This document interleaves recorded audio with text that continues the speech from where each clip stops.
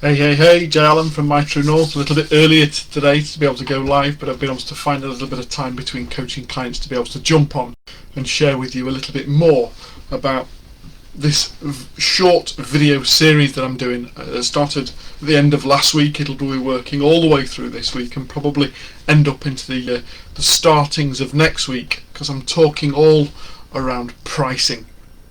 If you're watching this live, please just drop a hashtag live. If you've got any questions or comments about today's video, then stick them in the comments and I'd be delighted to be able to answer them live on air whilst we're talking today. If you are catching this later in the day, simply use the word hashtag replay, and if you've got any questions or comments that you'd like to be able to make, stick them in the chat. I'd love to be able to come back and answer those for you. And likewise, if you know other people that you think would benefit from today's video, then please feel free to invite them to the group and talk to them about what we're doing here at Adazero. Now, just to give you a little bit of context, if you haven't watched the last couple of videos, I've spent a ridiculous amount of time in research looking at what causes good businesses to fail and what lessons can we learn about that. It's all around the basis of what led us to be able to create the Adazero methodology, helping business owners to significantly and sustainably grow, scale and prepare for exit from their business. And if there's one thing that I've found, a concurrent theme throughout all of our journey, it's around understanding the transition of money into, through and from the business, the cash flow of the business as it comes to us, it disseminates through the business and then subsequently eventually leaves us as we pay suppliers and the likes, and understanding how not to be able to go or grow broke. And if there's one thing I've found as a fundamental theme that seems to run through every single stage of a business, be that 5-figure looking to be able to hit the 6-figure milestone, or 6 figures pushing towards the 7-figure, and even 7 and multi-7 figures working towards that 10 million a year revenue target. If there's one concurrent theme that I've found that runs as an undercurrent through most of those journeys, it's understanding the importance of having a bespoke and tailored and well considered pricing strategy that ensures that we are pricing for profit and that we are ensuring that there is no residual money left on the table. If you haven't already done so, I started this little mini series on pricing last Friday. I did another one yesterday, and today is the third of the 9 different errors that I've found that people make, the 9 most common errors that people make when it comes to pricing and what to do about that. And today we're talking about the third most common one of those, and it's about statutory pricing. And what I mean by that is stagnation. So my questions to you is, if you're watching this live, please feel free to stick it in the comments. If you're watching this live, simply answer to me, when was the last time that you put your prices up? You see, when I ask these questions to clients, either prospects or people coming into Adazero to work with us through our either Pillars of Progress or Basecamp programs, invariably the first response when I ask it is a scratch of the head. They're having to recite back as to how long ago it was before they put a price hike in. And interestingly, it's usually months and months and months, sometimes even years and years ago, since they last reviewed and increased their prices.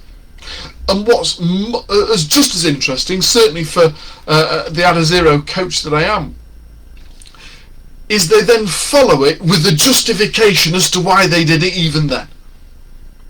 Well, we tend to put our prices up in April because, you know, it's the new financial year and this has happened and that's happened, and there's some form of validation that needs to go on with regards to why they've put the prices up. It was something else that happened that subsequently led them to then justify putting the prices up, and woe betide the thought of putting it up more than once a year.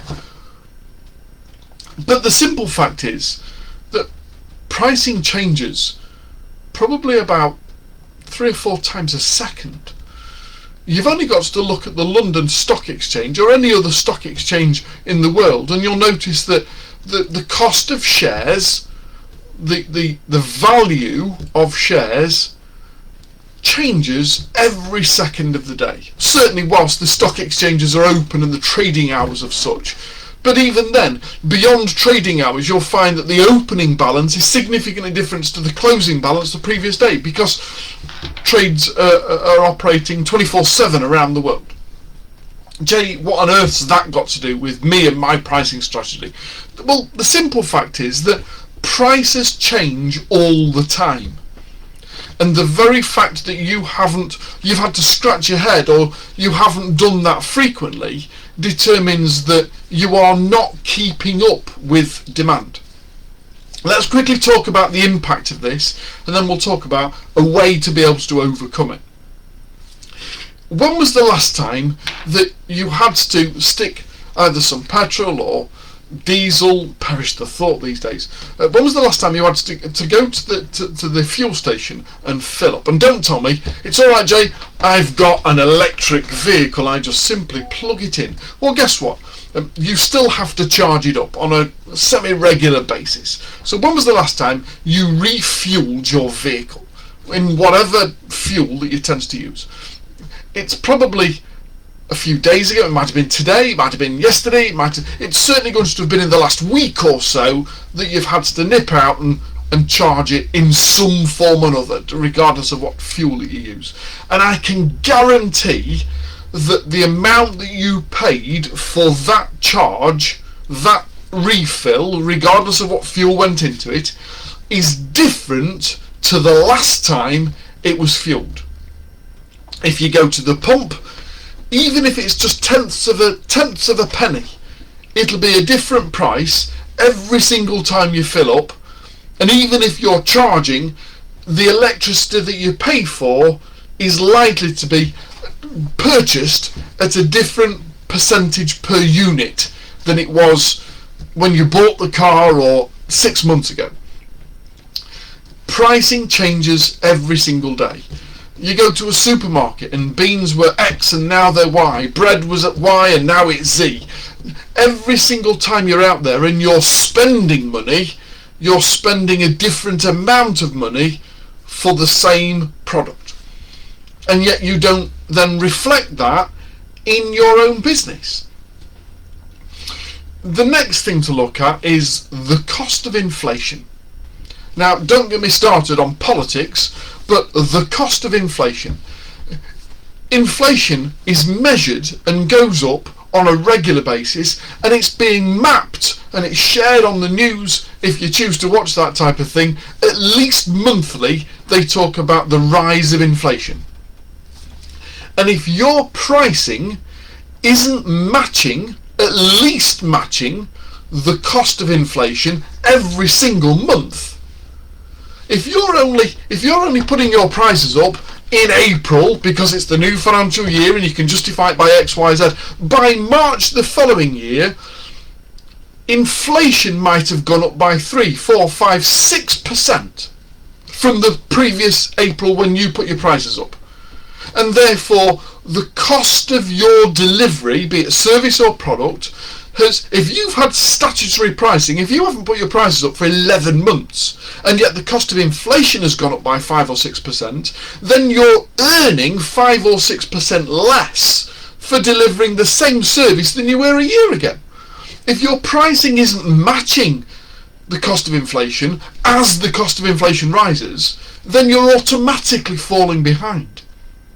And therefore, statutory pricing is just ridiculous until you get to such a market supremacy, a market ownership, that you can then determine and drive the price.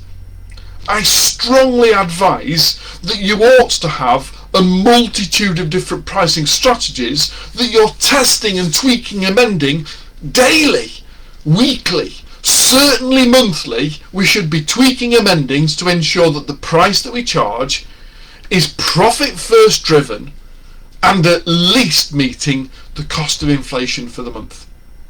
I'll be back tomorrow with some more pricing strategies and the fourth most common pricing error that business owners make in their business. If you've got something from today, please stick it in the comments and let me know as to what you're going to do as a result of it. And don't forget, if you know of other people in your network that would benefit from talking about pricing and being challenged about their pricing strategy, then please feel free to invite them to come and join us here in the Add a Zero community so they can benefit from this and the other videos that I'll be sharing. God bless, take care, have a great day, and I'll see you again soon.